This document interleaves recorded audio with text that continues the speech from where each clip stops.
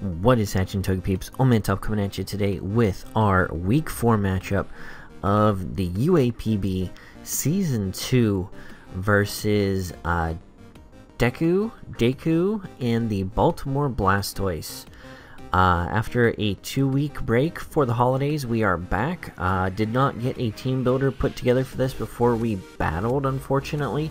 So let's give a rundown of the team he could have brought.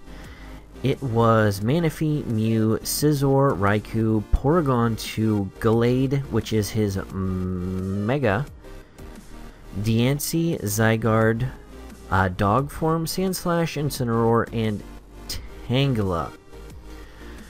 So what we brought, a quick breakdown of the team as you can see on the screen. We brought Kartana, Paper Cut, Life Orb set this week, just enough speed to outspeed I believe Zygarde dog form.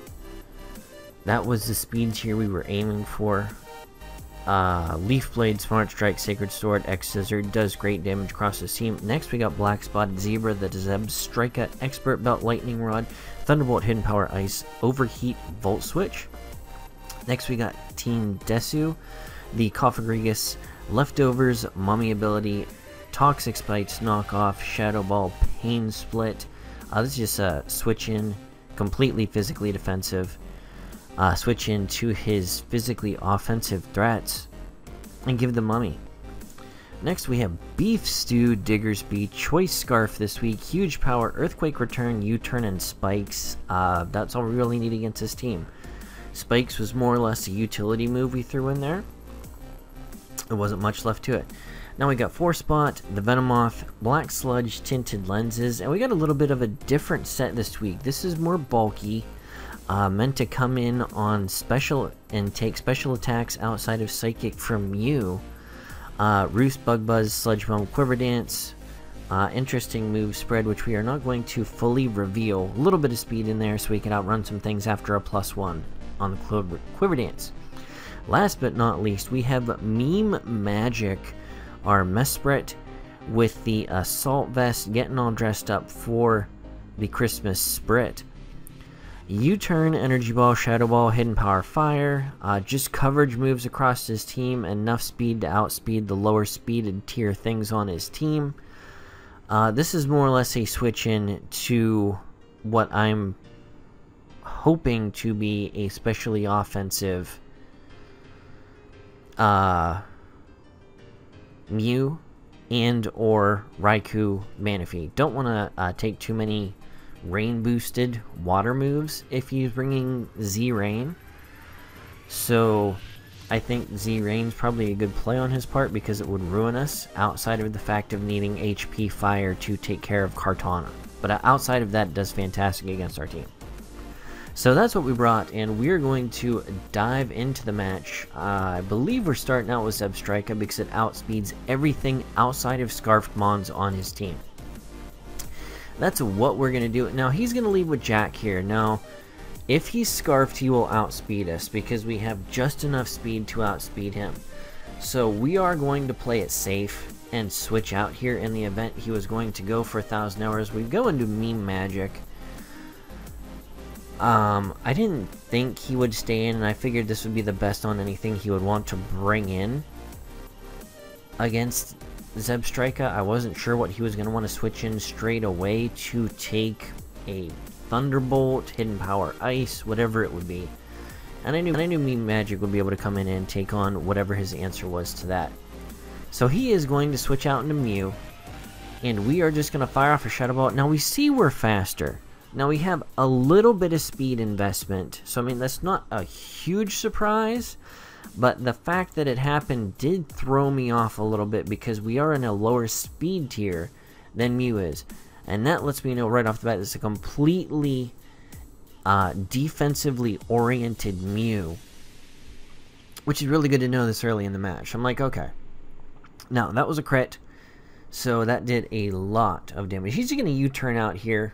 That's going to do about 74%. Now he's going to bring Zydog right back out. And I'm just like, He could go for the 1,000 arrows here, and that's going to hit everything on the team pretty hard. I don't want to switch in too much to that. Looking back on it, I probably could have gone into Coffagrigus just to take it a little bit better here. But I wasn't sure exactly what he was going to do. So I just stay in and U-turn out. I thought he might try and double switch here, but he doesn't. We're going to get the U-turn off there, and that does a lot of damage. So we're going to go out into Beef Stew, because Earthquake hits everything on his team now. Everything. So we're just going to start spamming Earthquake. We are going to crit the Mew, which is sad. The Mew switched in 2 times and was crit both times. I apologize for that. Mew should not be treated in that respect, even the shiny variant. But we just blew the blue Mew away. Q. So Beef Stew racking up a kill. Now he's going to bring out Manaphy, and the only reason he would bring Manaphy in is because he is Scarfed, or he's going to set up the Z-Rain because he knows he can survive an Earthquake. And yeah, any variant of Manaphy survives the Earthquake on the spread I'm running, which I thought was sad, but nonetheless, we just bring out Meme Magic, more or less to sack it off here because it's not going to be doing much at the range it is. And he's just going to go for a Surf. That does a ton. We're going to go out into Zebstrika here. If he's Scarfed, which is still a possibility, and considering he didn't Z-Rain there, extreme possibility. We're going to go out here into Zebstrika. Even if he Surfs us, that's not going to be enough to kill. He's just going to switch out into Zydog here. We're going to Volt Switch. That's not going to do much for us. He's going to go ahead and drop the Choice Banded. I did have that figured out at this point from the damage he did to Mesprit, that he was banded. He hits us with a Choice Band. Oops, see, with a Choice Banded Extreme Speed, which was what he needed to do to put us into Surf range from Manaphy. And we're just going to take it out with the Hidden Power Ice. So it's going to drop. Zebstrika is going to get a kill. And we're going to go out into 4-Spot here, who is our remaining special attack taker. And he's just going to drop another Surf. That does less than 50%. With the leftovers, I know we're going to be able to safely just go ahead and roost up here. We're back at 100%. Now, I stay in because I believe he's going to... I see this set come up, and you've already seen the substitute, but as soon as I saw the set, I just, oh crap, we didn't prep very good for a sub Calm Mind Raikou. And sure enough, it comes out here, and it's going to set up a sub. And I'm going to know how bulky it's going to be based off of how much damage this Bug Buzz does, and it does less than a third, so I know it's got serious defensive and hit point investment. So I'm like, crap, he's going to start setting up the Calm Minds. I need to get a Quiver Dance up. I can, as long as I stay even with him, I can take, usually with leftovers, 2 Thunderbolts and survive. So he's going to set up the Calm Mind here. I wasn't sure exactly what he was going to do, but like I said, even if he attacked it at this point, with the bulk investment he has and the unique EV spread we have on Venomoth, after a Quiver Dance, I'm going to outspeed him and be able to roost off damage. So he stays in. We're just going to continue to Quiver Dance up here. He's going to drop a Thunderbolt, and that does a third after our second Quiver Dance, which was just fantastic. And we're just going to keep boosting. We are 1 boost up on him right now. At this point, when I got a boost ahead, I really should have started dropping Bug Buzzes. But I was getting greedy, and I thought, if I can set up in this thing's face and beat it 1v1, I've beaten the rest of the team. So, got a little greedy here. I'm going to continue to Quiver Dance, and he's going to continue to Calm Mind. And I'm going to set up one more Quiver Dance. And I'm at +5 right now, and he's going to continue to Calm Mind. And I'm going to Bug Buzz because I want the no Sludge Bomb here. Another mistake. I was thinking to myself, oh, we definitely want the substitute to be out of the way. And he's going to Calm Mind. So we're back at even again. I just go for the Bug Buzz. It does about 30%. He's going to T-Bolt us, and it's still doing less than 50. So we're going to be able to Sludge Bomb here. I was really hoping the fact that since he didn't have a substitute thrown up right here, maybe we could snag the 30% poison chance, and that would help us whittle this down and negate the leftovers. Unfortunately, that didn't happen, and we go down to 8%. Now, we're going to have to start roosting here. All of his Thunderbolts have done less than 50%, so we are going to be gaining back here, even if it's just little bit by little bit. And he's going to continue to just keep attacking us. Now, no, it's not this turn. Right here, I make a miscalculation, and I go for a Quiver Dance. I had the wrong numbers punched into the damage calculator when I did this. I thought I would be able to, after the final boost, survive one more.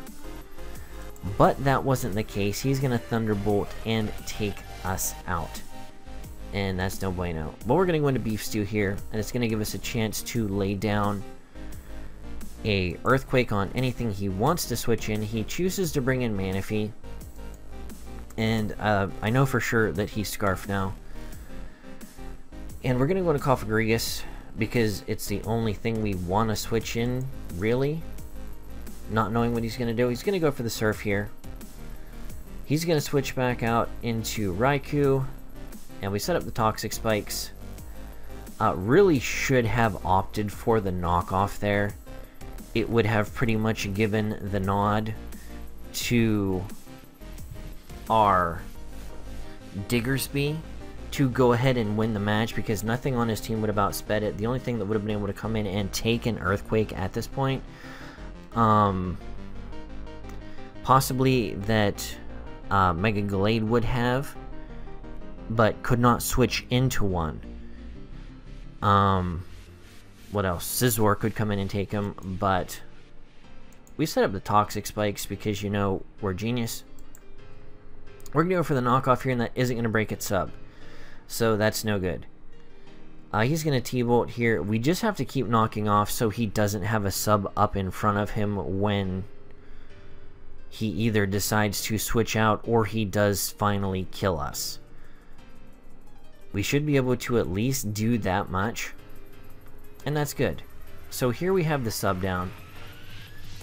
He is going to set up another substitute, and that crit knockoff still wasn't enough to take it out, which really makes me sad. He's going to Thunderbolt us here. That is going to take us out, and this puts us in a really unfortunate situation. We go for the U-turn here because I don't want Beef Stew to die. Now, he's going to have to reveal what his final move is. I'm thinking it's probably like Hidden Power Fire. He does reveal it, and it is enough to take out Zebstrika, unfortunately. We go back out into Beef Stew and drop the Earthquake, because like I said, nothing on his team wants to switch into one. Now, I need to just get damage here, so I go ahead and opt for the Earthquake. There was no switching around at any point here. I'm going to bring in Paper Cut, go for the Leaf Blade, because it does the most damage against anything. He doesn't want to switch in his Scizor to an attack. That is enough to take out his Mega Gallade, but he's going to bring in the Scizor here, and at best I can probably two-shot this thing, depending on the spread. But if he's prepped for Kartana, he is going to have an appropriate move. I go for the Sacred Sword. That does 55%, which is excellent. I'm just thinking, okay, what does he have for us here? Does he have the nature power, or whatever the power is that's based off your berry that's going to give him the fire? Or is he... what does he have teched on it for this? And he has the Hidden Power Fire, and that is more than enough to take out Paper Cut. So we're going to lose our first match of the season to Deku and the Baltimore Blastoise. So very good game. I'd tell you to check him out, but he isn't uploading just yet. So again, GG to him, handing us our first loss of the season. Some of the things looking back we could have done better in that match. Not screwing up with the Venomoth calc would have been fantastic and put us in a lot better situation than we were. Not playing as passive with it and just sitting in there with Cofagrigus when we did on the Raikou. We really misplayed around the Raikou. Hands down, misplayed around it. So we're learning from that. We're moving on. And looking forward to our opponent next week. We play African Goku, and I forget what his team name is. But we'll be playing them next. So anyways, guys, I hope you enjoyed this match. Let me know what you thought. Give me some comments on what you think I could do to improve. What did you think of some of the sets? Again, I apologize for not an in-depth team builder. But I hope everyone's having a fantastic day. And I will catch you on the flip side. Peace.